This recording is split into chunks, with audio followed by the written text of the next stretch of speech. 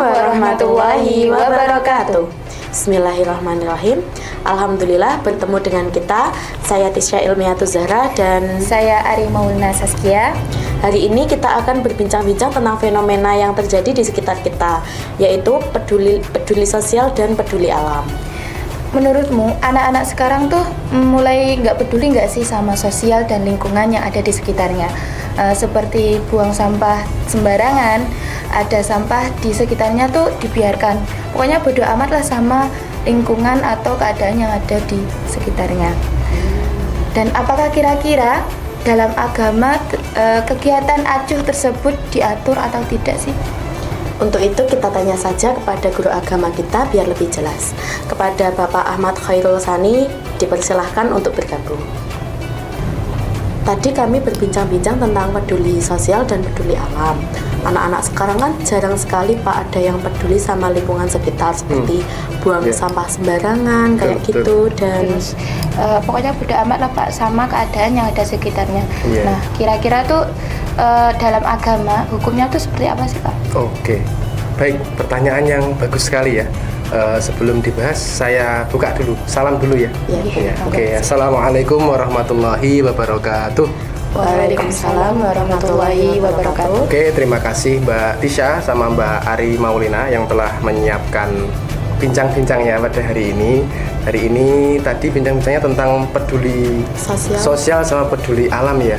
Ya, dalam Islam itu manusia itu tidak hanya bisa dikatakan sholih ketika dia hanya beribadah kepada Allah saja, karena hubungan manusia itu ternyata itu tidak hanya hablum minallah saja, tetapi juga harus baik dalam hablum minannas. Berarti hubungan sama Allahnya baik, dia juga sholat, dia juga puasa, dia juga zakat dan lain sebagainya.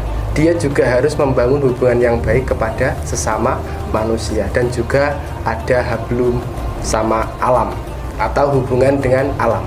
Berarti manusia itu juga ditugaskan oleh Allah untuk baik terhadap semuanya, baik terhadap Tuhannya, baik terhadap manusia sesamanya, dan baik terhadap alam. Bahkan di dalam Quran surat Al-Baqarah ayat 30 itu ya, itu Allah berfirman bahwasanya inni ja'ilun fil ardi khalifah.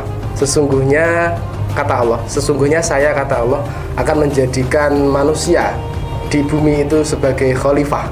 Khalifah itu kan artinya adalah orang yang memimpin atau orang yang menggantikan pemimpin sebelumnya. Berarti mereka itu adalah memimpin dirinya sendiri, bertanggung jawab setidaknya ya. Kalau tidak menjadi pemimpin untuk orang banyak, setidaknya dia menjadi pemimpin untuk dirinya sendiri. Nah, dia itu harus diwajibkan, berarti hukumnya wajib menjadi pemimpin untuk dirinya sendiri, bertanggung jawab untuk dirinya sendiri. Kalau belum bisa memberikan manfaat kepada orang lain, setidaknya tidak boleh membuat rugi orang lain. Nah, berkaitan dengan tadi, orang yang acuh, suka membuang sampah sembarangan, bodoh amat sama keadaan, itu tidak diperbolehkan dalam Islam. Hukumnya haram. Berarti harus peduli, karena manusia itu diciptakan memang makhluk sosial, kan seperti itu ya. Tidak hanya dalam keagamaan, tetapi dalam norma sosial manusia itu juga membutuhkan yang lainnya. Makanya apa yang kita tanam hari ini pasti akan kita tuai di hari besoknya. Kalau kita tidak peduli hari ini, maka orang lain di hari esok juga tidak akan memperdulikan kita. Menurut jenengan, yang dikatakan orang baik atau orang soleh itu yang seperti apa sih Pak? Apa yang setiap hari melakukan sholat 5 waktu, atau yang setiap hari berpuasa, atau yang sering bersedekah? Iya, bersedekah. Ya, betul semua. Itu orang yang dikatakan orang baik atau orang soleh itu ya salah satu tandanya seperti itu. Tetapi kan yang saya katakan tadi ya, itu jawabannya manusia baik atau soleh itu ketika dia bisa membangun kebaikan dengan Tuhannya, hablum minallah, dan bisa membangun kebaikan dengan sesama manusia, hablum minannas, dan juga membangun kebaikan dengan alam. Berarti kalau mereka itu memenuhi 3 unsur tersebut, mereka bisa dikatakan manusia yang baik dan soleh. Nah, terus sesuai dengan hadis Nabi ya, yang diriwayatkan oleh Imam Ahmad itu kan Khairun nasi anfa'uhum linnas. Sebaik-baik manusia adalah yang bermanfaat bagi yang lainnya. Ya toh? Otomatis kalau kita itu bermanfaat bagi orang lain, maka orang tersebut bisa dikatakan orang yang baik. Sebaliknya, ketika orang tersebut tidak bermanfaat atau bahkan merugikan orang lain, otomatis mohon maaf, mereka belum bisa dikatakan sebagai manusia yang baik. Nah, seperti itu. Nah, dan apa sih Pak manfaat yang bisa kita dapat ketika menjadi seseorang yang baik, seperti menjaga lingkungan ataupun sebagainya lah Pak?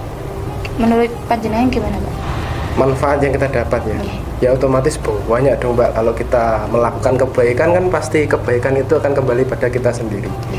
Bayangkan ketika semua orang itu mengamalkan an-nadhafatu minal iman, kebersihan sebagian dari iman. Bayangkan di sekolah menerapkan itu, otomatis sekolahnya menjadi bersih, ya toh? Belajar juga nyaman. Kalau di lingkungan orang-orang membuang sampah pada tempatnya, tidak dikali, tidak diselokan, otomatis tidak ada banjir, ya toh? Tidak tersumbat airnya. Manfaatnya banyak. Kita akan mendapat pahala dari Allah karena kita bermanfaat untuk orang lain. Kita akan menjadi manusia yang bermanfaat untuk orang lain, kan menjadi rasa bangga buat kita ya. Alhamdulillah saya bermanfaat untuk orang lain, saya nggak merugikan orang lain, itu termasuk manfaat yang luar biasa. Saya punya punya pesan. Kalau kita berdosa kepada Allah, sebanyak apapun dosa ya. Allah itu kan innallaha ghafurur rahim. Allah Maha Pengampun lagi Maha Penyayang. Sebesar apapun dosa kita kepada Allah, ketika kita bertaubat, diampuni tidak? Diampuni. A1 pasti diampuni, ya tak? Tidak mungkin tidak diampuni, karena Allah sudah berjanji sendiri bahwa Allah itu Maha Pengampun lagi Maha Penyayang. Tapi kalau kita merugikan manusia, berdosa kepada sesama manusia, kira-kira kita pasti diampuni tidak? Belum tentu ya. Belum tentu kan? Nah, maka dari itu sebenarnya menurut saya pribadi, hubungan yang lebih berat itu adalah ketika kita berhubungan dengan sesama manusia. Kalau kita sampai merugikan, kita sampai melukai perasaannya, kita akan lebih sulit untuk mendapatkan maafnya. Kalau Allah sudah pasti, karena Allah Maha Pengampun ya. Tapi kalau kepada selain manusia, kepada manusia, sesama manusia, itu menurut saya lebih sulit. Terus gini Mbak, ketika kita itu peduli terhadap lingkungan, terhadap sosial ataupun yang lainnya, itu kita sedang menanam saham investasi sebenarnya. Kenapa saya katakan menanam saham investasi? Karena Mbaknya tahu kan ada 3 amalan yang tidak akan terputus ketika manusia sudah meninggal. Salah satunya adalah ilmu yang bermanfaat, terus sedekah jariyah, dan doa anak yang soleh. Nah, 2 ini kan berhubungan dengan sosial semua ya. Yang awalnya yang tadi sedekah jariyah, berarti kita bisa memberikan apa terhadap lingkungan kita. Kita tidak buang sampah sembarangan, kita suka bersih, kita suka membangun sesuatu yang bermanfaat untuk orang lain. Ketika kita meninggal, itu kan menjadi sedekah jariyah kita ya. Terus kita mengajarkan ataupun memberi pengalaman kepada banyak teman atau banyak orang bahwa hal seperti ini loh yang baik, hal seperti ini loh yang menyebabkan lingkungan kita sehat. Ketika orang itu mengamalkan itu terus, berarti kan kita mendapatkan pahala amal jariah juga, ya toh? Nah, maka dari ilmu bermanfaat maksudnya. Maka dari itu yang kita lakukan terhadap lingkungan itu adalah salah satu investasi saham kita nanti di akhirat. Seperti itu. Ada nggak sih tips atau langkah untuk menjadi seorang yang bermanfaat? Iya, ada. Untuk menjadi orang yang bermanfaat itu kuncinya cuma satu, yaitu gemar berbagi. Berbagi apa? Berbagi banyak. Berbagi itu kan bisa apa saja Mbak ya? Berbagi ilmu bisa, berbagi tenaga atau kekuatan. Mungkin tetangga kita, teman kita membutuhkan bantuan kita membantu, itu termasuk berbagi juga. berbagi ilmu, berbagi tenaga, berbagi harta atau sedekah ya kan? Contohnya kemarin itu ada musibah ada musibah tsunami di Pulau Sumatera ya. Kita kalau mungkin ada lebihan harta, kita bisa sumbangkan untuk mereka, saudara kita yang membutuhkan. Nah itu bisa. Terus kita sumbangkan harta kita untuk keperluan pendidikan atau yang lainnya.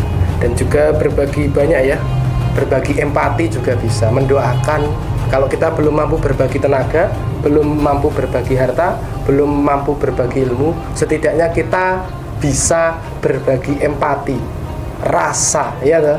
Rasa. Kalau kita belum bisa membantu karena tempatnya jauh, setidaknya kita mendoakan yang terbaik. Ya Allah, semoga saudara kami yang ada di sana diberikan keselamatan, kesehatan dan semuanya. Nah, seperti itu ya. Saya ada sedikit cerita, Mbak, yang saya ambil dari sebuah hadis qudsi. Hadis qudsi itu berarti ya hadis yang langsung dari Allah kepada Rasulullah, biasanya lewat mimpi. Nah, itu hadisnya itu kurang lebihnya itu bunyinya seperti ini. Wahai manusia, Allah itu berkata kepada Nabi Muhammad lewat hadis itu, wahai manusia, mengapa pada saat aku sakit engkau tidak menjengukku? Nah, seperti itu. Terus dijawab sama manusianya, bagaimana bisa wahai Allah kami menjengukmu? Bagaimana bisa, sedangkan engkau adalah Tuhanku yang tidak mungkin sakit? Kan seperti itu ya jawabannya. Terus sama Allah itu dijawab bahwasanya dulu saudaramu si Fulan itu sakit, tapi kenapa engkau tidak menjenguknya? Padahal aku ada di antara mereka. Nah, intinya apa? Bahwasanya Allah itu jika memberikan pesan kepada umat Nabi Muhammad, jika ingin mencari ridha Allah, maka carilah kepada orang-orang yang membutuhkan pertolongan kita. Salah satunya adalah menjenguk orang yang sakit. Siapa tahu mereka membutuhkan pertolongan kita. Nah, seperti itu. Jadi menjadi manusia yang bermanfaat itu pahalanya luar biasa besar. Karena setiap manusia dipastikan dalam hidupnya pasti akan membutuhkan pertolongan orang lain. Kan seperti itu ya.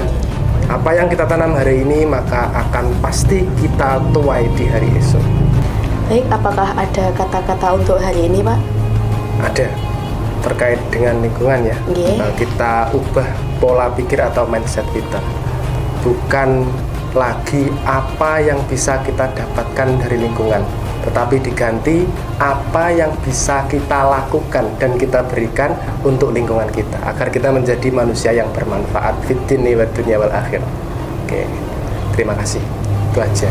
Terima kasih untuk waktu yang Bapak luangkan untuk berbincang-bincang pada hari ini. Sekian dari kami, sampai jumpa di podcast selanjutnya. Terima kasih. Wassalamualaikum warahmatullahi wabarakatuh.